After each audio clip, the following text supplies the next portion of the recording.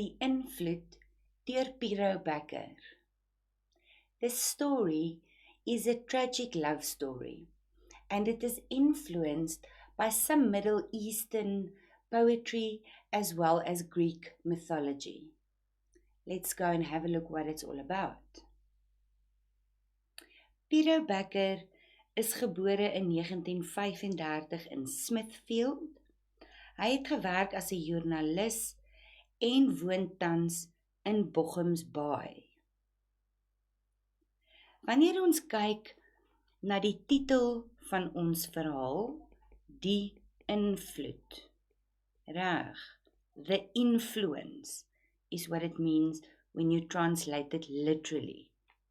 So first of all, it can be the literal place, die plek waar die rivier en die see bymekaar kom. So it's the place where the river and the sea meet each other. Dis 'n baie gevaarlike plek hierdie. It's a very dangerous place because there are tides, riptides, daar is strome en ons kry ook haie daar, sharks. Right, so it's a dangerous place. Strome, riptides. Reg. Dan kan dit ook invloed beteken as in the influence that certain things have on each other. First of all, the influence of Tant Hilda on these two people that are in love with each other in the story. So Tant Hilda se invloed op die twee geliefdes in die verhaal, op die minnaars. Dit kan ook die invloed wees van die gebeure op die dorpie. So the events that happened on the town, the influence of the events on the town. It is also this poem, die Middelnederlandse gedig, which we are going to talk about now, Middle Dutch poem, as well as Greek mythology, Griekse mythologie. So die invloed daarvan op hierdie storie. Reg. So ons kan hierdie 'n interteks noem, as julle onthou wat interteks beteken.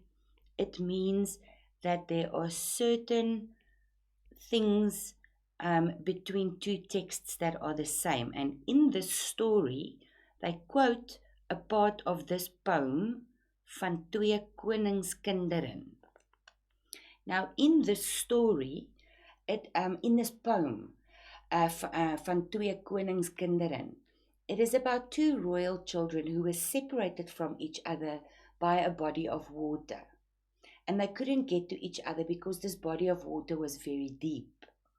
And then one day the boy swam over this body of water to get to the little girl, but he drowned in the process. And then the little girl also jumped in the body of water and she also drowned. So it's a very tragic story. And then the Greek mythology, where that comes in, the hero's name is Leander. And he swam every night through a place that they called Hellespont, right? And his mistress's name was Hero. So he swam to her every night across also the big body of water that was very dangerous. And she lit a candle in the tower where she was so that he could see in the darkness where to go. And then one night there was a big storm and the candle blew out so he couldn't see where he was going and he ended up drowning. And when she saw his dead body, she was so overcome with grief that she jumped from the tower to join him in death. So let's see how this then features in our story, The Invloed. First of all, we have to talk about hoof se liefde. En in hierdie verhaal is dit 'n universele tema. Hulle noem dit ook spesifiek in die verhaal hoof se liefde. So wat julle moet weet daarvan is dit kom uit die 12de eeu. It's from the 12th century. En dit gaan alles oor hoflikheid, being courteous, right? So it's all about courtesy. Alles word met goeie maniere gedoen. Everything is done with very good manners. And the way that people are towards each other, the way they talk to each other, the way that they interact with each other. Vroue is op die hande gedra. Women were basically made out to be everything, right? They were carried on the hands. Maar, and this is a very big but, hierdie hoof se liefde was ook onbereikbaar. It was almost unreachable. Want die ridder se liefde lei hom tot heldedade, and I'm going to explain this to you now. Heldedade, en dit is meestal onsuksesvol.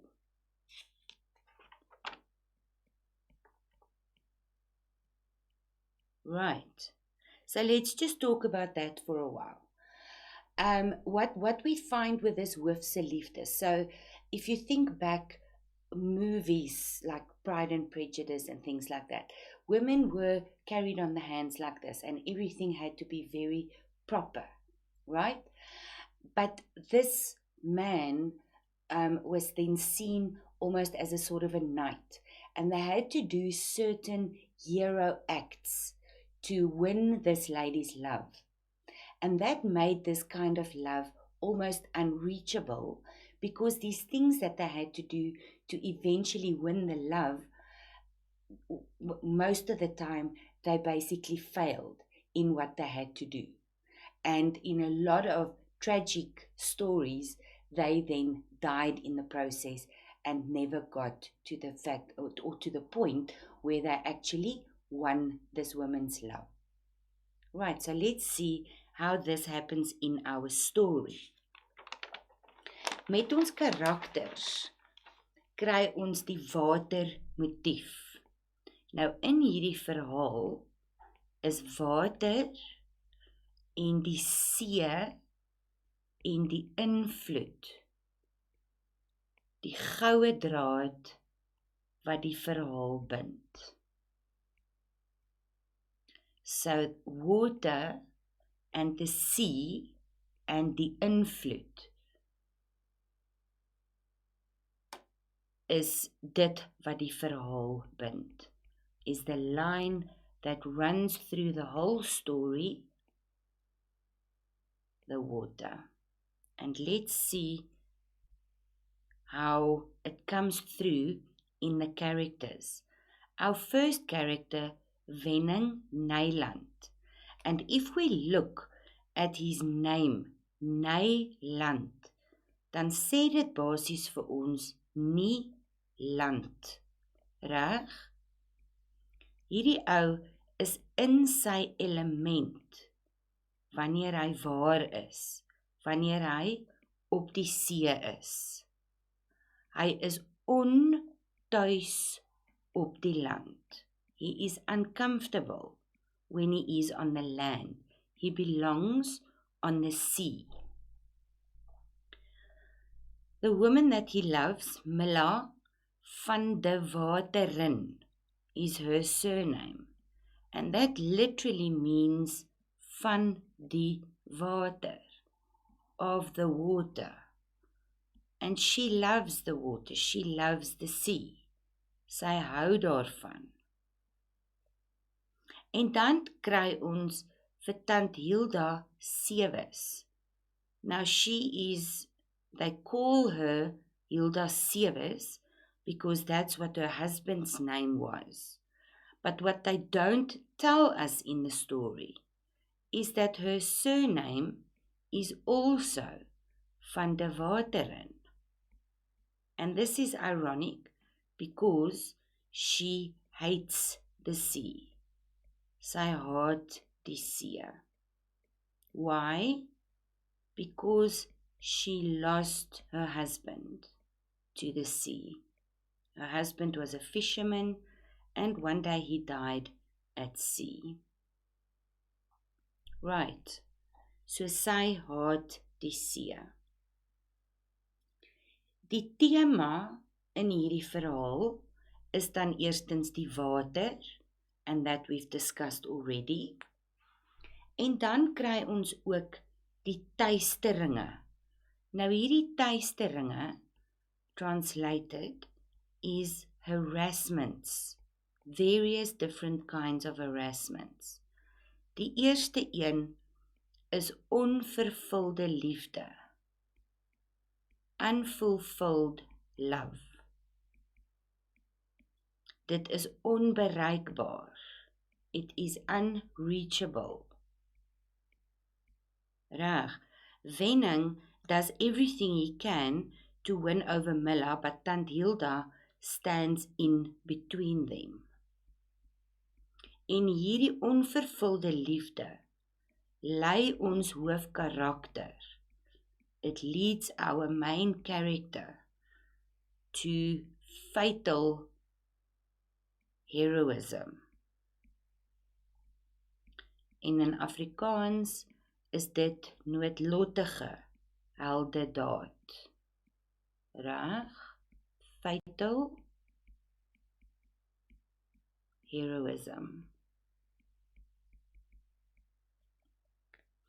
En ons sien dit reeds in die eerste sin. In the very first sentence of the story, he says that he'll die for her love. Reg. Wat ook belangrik is in die verhaal, is die visserstaal. So this little town is a fisherman's town, and the way these people talk, dit wys vir ons die menslikheid. They are normal people just like you and me. Dit maak die storie algemeen. It makes the story general or universal. Reg? Universeel. It makes the story universal. It can be applied to anything.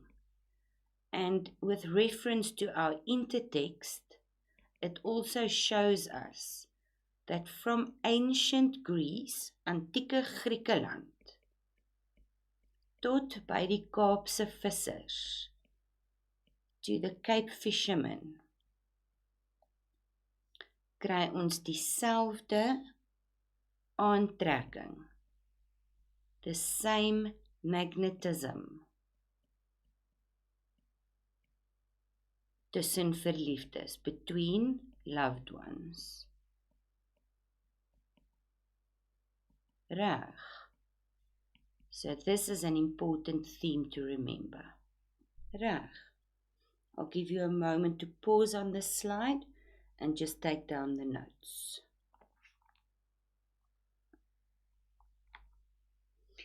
Let's look at the summary of our story.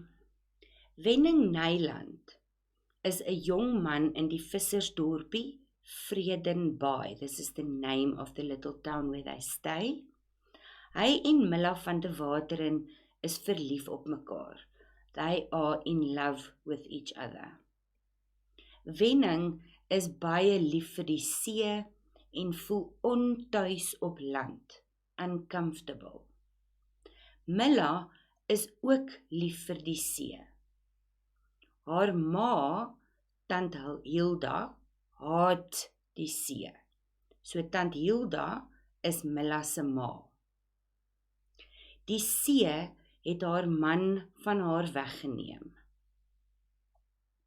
Wenning kom altyd kuier en dan bring hy vis om te eet. When he comes to visit, he brings fish to eat and Tant Hilda hates this. Sy hou niks daarvan nie. Tant Hilda wil nie hê dat Wenning moet by haar dogter kuier nie. Sy is bang dat Milla ook sal seer kry soos sy. So let's just stop there for a moment. Tant Hilda is scared that if Milla marries a fisherman, she's going to suffer the same fate as Tant Hilda, who lost her husband at sea. Milla, on the other hand, is not concerned about that, and Wenning then tells Tant Hilda that he will prove to her that the sea will be good to them. And this is where the disaster begins. Tant Hilda en Milla trek na 'n nuwe huis. Wanneer Wenning kom kuier, jaag Tant Hilda hom weg. She sends him away and says he must stop coming to visit. Hy wil vir haar bewys dat die see vir hom sal goed wees. He wants to prove to her that the sea will be good to him. Sy sê hy moet deur die invloed swem. So she tells him to prove that he must swim through the invloed, which we already said is a dangerous place because of the riptides and the sharks. Maar Wenning wil dit nou so graag bewys, hy stem in en hy trek al sy klere uit. Tant Hilda smeer Wenning se hele lyf vol bloed. So she covers his whole body in blood, which is even more dangerous because sharks are attracted by blood. Hy het in die water ingegaan en begin swem. Almal het gestaan en kyk tot hulle nie meer kon sien nie. So all the townspeople stood there watching until they couldn't see anymore. Milla het gedink sy het hom sien uitklim. So Milla thought that she saw him getting out on the other side. Almal het bly staan en kyk. Everybody stood there waiting.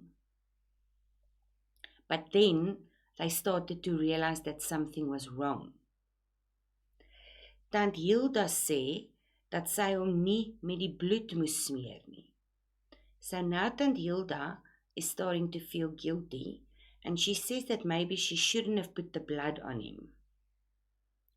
But Milla walked back to the house, en sy het ook al haar klere uitgetrek, en haarself vol bloed gesmeer. So Milla went back to the house, took off all her clothes, and rubbed herself full of the blood. Right. Tant Hilda het op haar knie gestaan en smeek. Tant Hilda begged her not to go into the water, but Milla was determined she was going to find Wenning in the water. And after that, we're not really sure what happens. All the story tells us is that sommige mense dink Milla het deurgeswem. So some people think that she swam through to the other side. Ander dink Wenning het vir haar op die wal gewag. Other think that Wenning waited for her on the side, on the bank of the river. Nog ander dink hy het haar in die middel gekry. Yet others think that he found her somewhere in the middle. The bottom line is, no one ever saw the two of them again. En soms hoor mens stemme in die aand met 'n sterk invloed. So sometimes when the tide comes through very strongly, people claim that they can hear voices at night. That then is our story, Die Invloed. Please refer to page 98 in your book and go through the questions, answer them first, and then you are going to go to page 215 for the answers and mark them. And as usual, your reference is Verneekend en ander verhale. All the best to you.